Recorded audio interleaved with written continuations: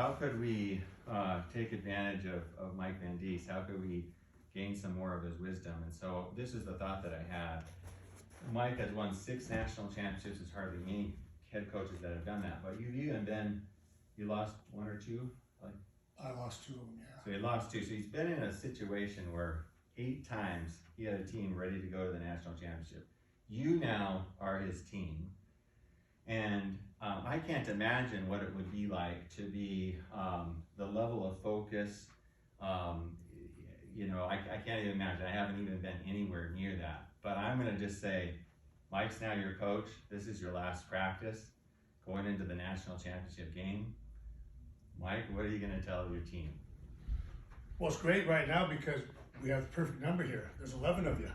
That's what we play with in football. So this is good numbers. We're right on track. I was not very good on game day for speeches. To me, game day was for the players.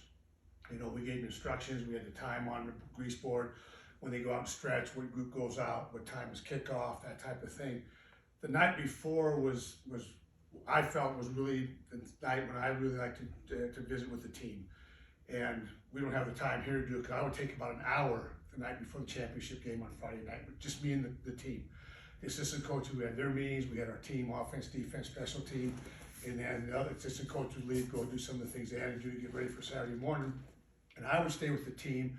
And really what we focused on was each player. I went around to each player every single year and talked about how they got to Carroll College and why they came. And it was, you know, whether it was a freshman coming in, whether it was a transfer. And in 2002, we had one player, Nick Preedy from Capitol High. That was a holdover from Coach Petrino's years. He was the only player at that time. And what I really tried to impart upon them is that you're here for a reason. It wasn't by chance. It wasn't a coincidence that they came together. There was something that brought them there, and what was it? And I went around to the room and talked to each player, and I talked to them, and I let everybody know about each player.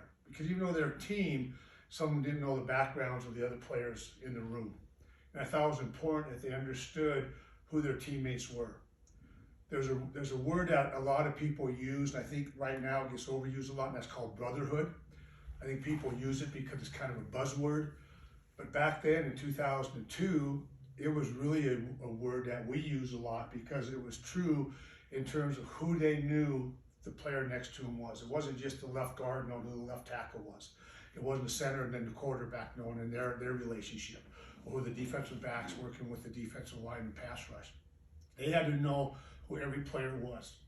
And every player on that team had a job and a responsibility, because the hardest thing about football, two things about football is really hard.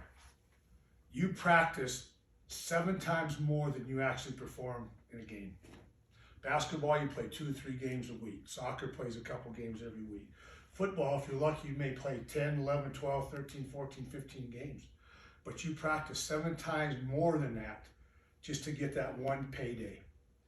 And so we came together on Friday night down in Tennessee for that first national championship in 2002. I just went around and I said, there's a reason why each one of you came here. What is it? Why did you come to Carroll College? Y'all had different options. Y'all have different choices. We talk about choices. Everybody has a choice, but if every choice has a consequence. Some consequences are bad because some choices are bad. A lot of these guys, hopefully they came here because the choices they made were good. So for me, it was letting these guys know how much I appreciate the hard work that they went through.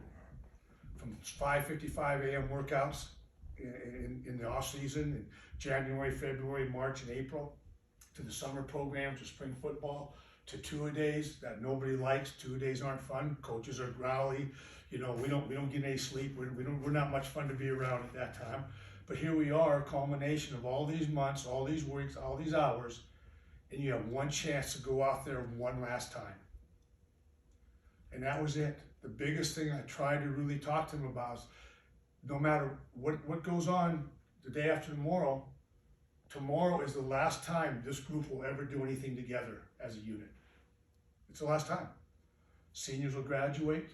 Some players may not come back to the program, may transfer out, may get hurt. Coaches may leave, but you will never ever come together in a group again with this much at stake, and a word that nobody ever associates with me, as I talked about you'll never come together again with this much people for one common goal, and that's to love each other.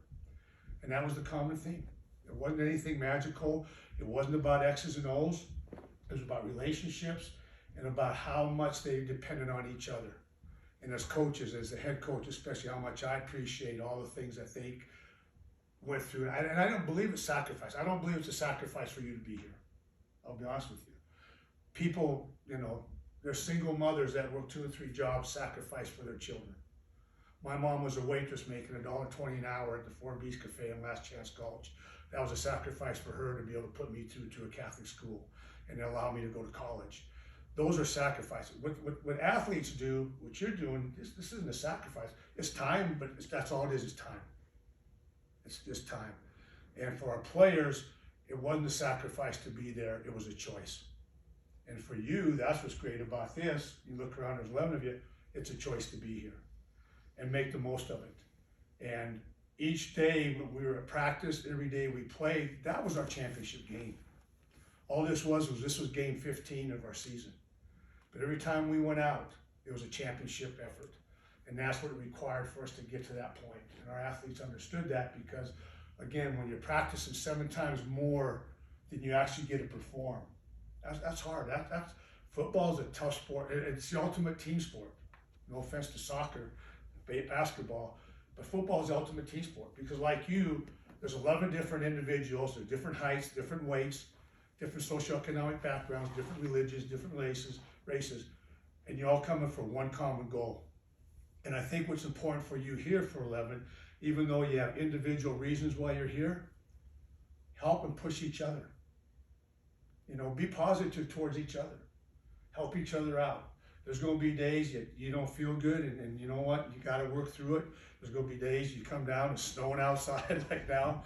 You still got to get up and come down here late in the afternoon, after a job, after class, whatever it is. Do what you need to do and perform the best. And like I said, there's no magic words because I never believed, there was one thing a coach told me one time and I just absolutely abhorred it.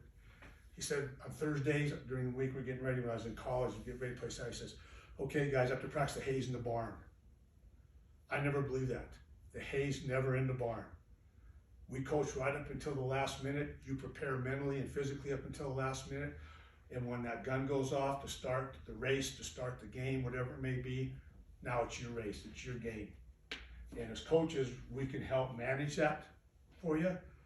But at the end of the day, this is your class, this is your game. You enjoy it and get the most out of it. And come every day with a good attitude. Because that's the one thing you can control, is your attitude. Don't let somebody else control your attitude, okay? Control your attitude. And that's where I always thought our teams that were very well prepared is that their attitude was awesome. They didn't let the other team determine their attitude. The first 5 minutes of the game, everybody's testosterone's out there at 110% level and everybody's going fire to the wall and that type of thing. You control your own attitude. Don't let the person across from you control your own attitude. Don't let them do what you need to take care of because you're the one that invested in it. And somebody else shouldn't take away what you want to do. Whatever the reason why you're here, that's great. Continue to keep that same attitude every time you come here. And then do some of the things that Sydney and Matthew talked about early in the morning, going to bed late at night. Because that's the thing what nobody else sees, right? We all see you here, do what you do. What do you do when you're not here? And that's the important thing. So have fun today.